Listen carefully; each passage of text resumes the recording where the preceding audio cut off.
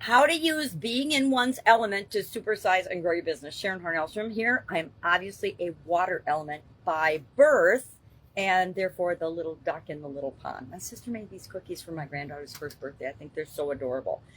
That's her element. Things that we love to do, things that we care about, things that we're really good at, usually are the things that we're in our own natural element.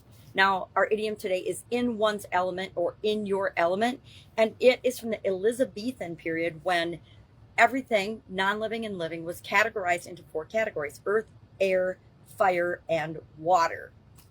And it ties into our astrological symbols, which I really know nothing about astrology or astronomy either, for that matter.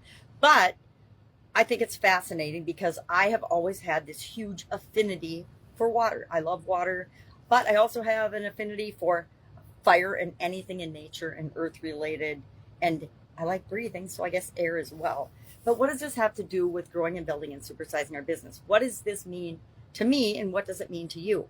When we do things or perform in areas that feel good to us or flow to us, we tend to perform better. Guess what? That's true of everyone else we interact with, meaning all of the people in our organization and all of the people that we're here to serve. So are we doing things in our company and in our business to grow and build and supersize it that are flowing for the people in our business, as our team members, us personally, as well as the people that we're here to serve?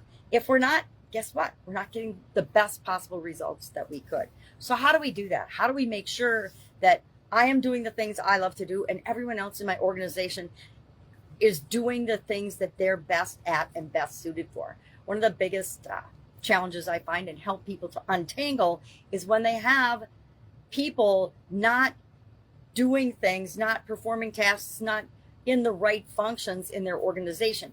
And sometimes all we have to do is move a few people around and get them matched up with their strengths and their skill set, and that causes the corporation or the business to have a huge surge in growth, and definitely a huge surge in productivity and results, which is what we want. If we have happier people, if we have people doing things that they feel like they're in their element for, doing what feels good to them, knowing that they're doing a great job and filling that role perfectly, they do a better job. They're happier in their job or in the business, and everything clicks and grows faster and easier than if we have people in the wrong place. I personally have experienced being in the wrong place in different organizations, being in the wrong organizations, as well as being in the wrong industries. For me, great industries, right? No industry is necessarily the best, but the best for me is the one that flows with my personality, my traits, my strengths, my abilities, and the things I love to do. And that's true for everyone else in our organization, as well as the people we interact with. So love to know your experience with this particular idiom.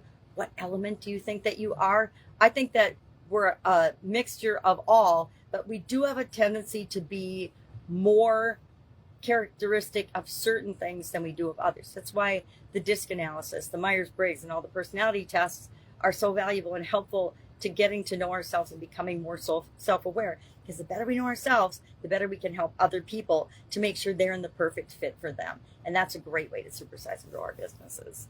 So that's it. Have an awesome day. That's our idiom for today. Think about what things mean to you, because what they mean to you isn't necessarily what they mean to everyone else or anyone else in the world, much less everyone else. And so we want to be aware of that as we're building and growing our business, that just because we think one thing or think one way doesn't mean everyone else does. Have an awesome day, and I'll, of course, be with you tomorrow.